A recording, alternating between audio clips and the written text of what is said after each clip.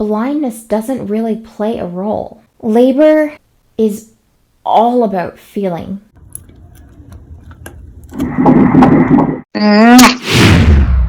Hey my treasures, it's Serena and welcome back to my channel for another video. Thank you to all the new subscribers and to all the new viewers and everyone who's taken a look at this channel in the past month. You've come to this channel on a slow period. I'm only posting once a month due to everything that's happening in my life right now. I am expecting a little one early next month, so who knows when he's going to show up, guys. It can be anytime now. Very exciting, very frightening, very nerve-wracking, and all sorts of other emotions in between. Today I wanted to do an answers video where I answer a single question that someone has posed to me. If you have any questions you would like to ask, you can put them in the comments below or even just send me a video response with that question and I'll link back to it. Does being blind affect how I draw up my birth plan? For those who are unfamiliar with what a birth plan is, it's essentially what you want to happen during your birth. There are a lot of different options hospitals offer, from intermittent fetal monitoring to no pain medication to the types of birthing aids you'd like to use to manage pain or discomfort.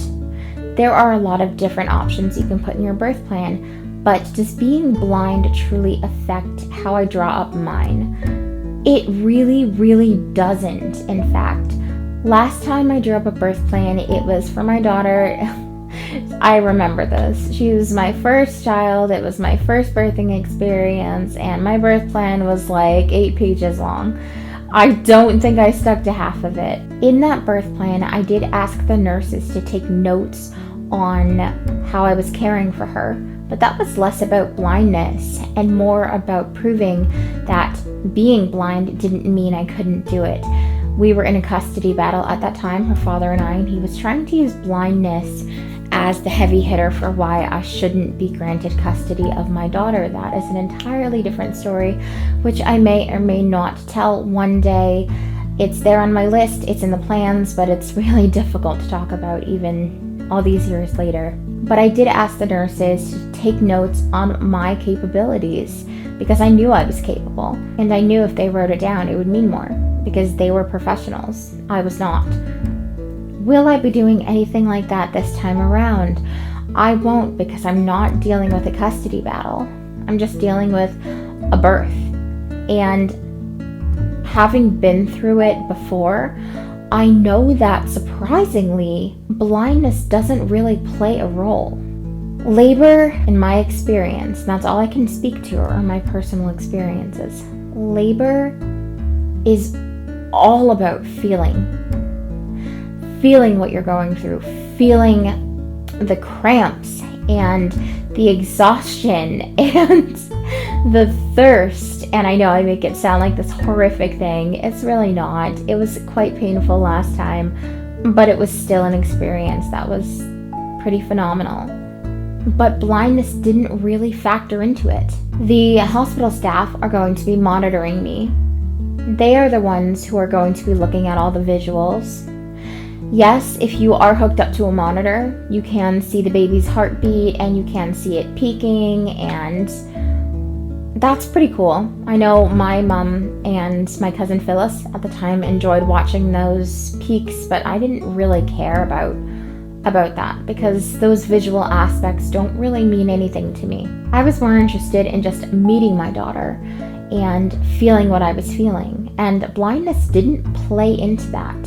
The nurses were all very helpful. I think blindness played more into after the baby was born, but I also didn't have specific instructions or details or questions or allowances for after my daughter was born, except what I've already mentioned. With my son, I don't foresee any issues arising because of blindness. I do have a support system where I'm currently living, and I do know how to change diapers, and I know how to give my baby a bottle, and I know how to swaddle him, and I know how to dress him.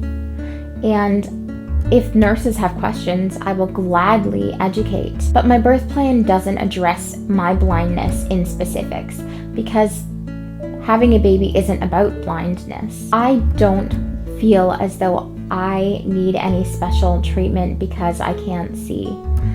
There may be difficulties that arise, and I'll address those if they come. But I think most of the difficulties I am likely to have, if I have any, are just going to be new mom difficulties. It's been a while since I've had an infant.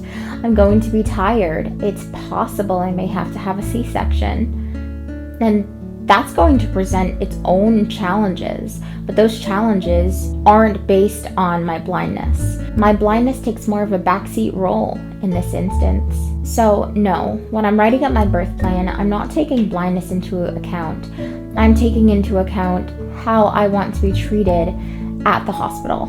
I don't want to be constantly hooked up to monitors. I want to leave my child intact instead of getting him circumcised.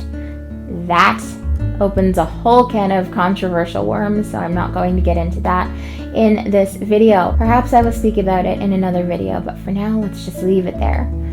I would like to try and give birth in a birthing tub if they have them available, or at least to labor in warm water, because that did help last time. I would like to avoid pain medication if I can, because it's very expensive and I'm not sure what insurance is doing right now.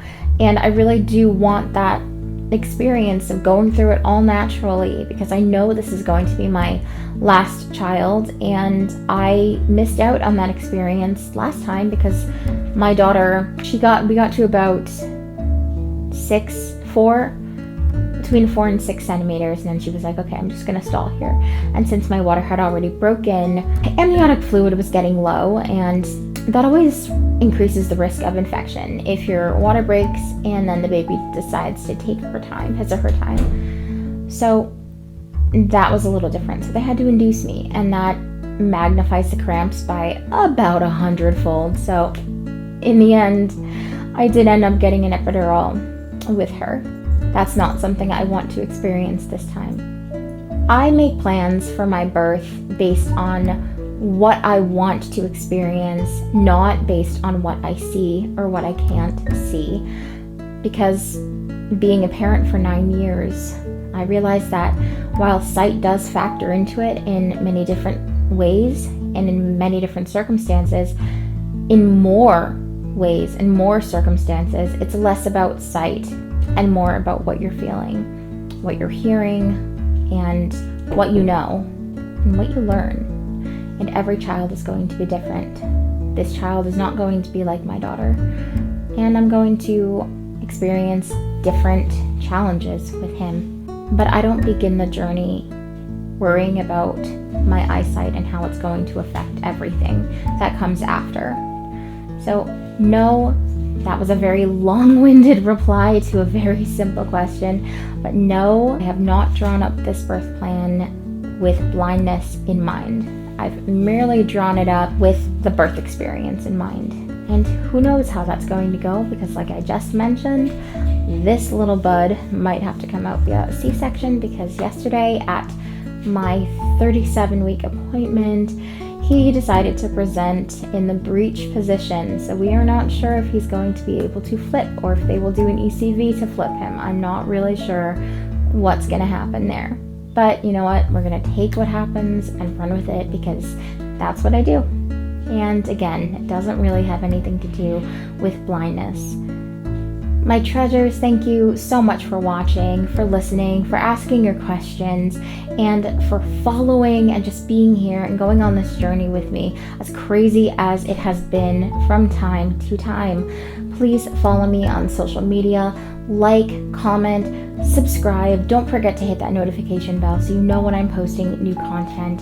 And I will see you guys next month, probably with a little baby. I'm not sure if I'm going to post any lives during labor.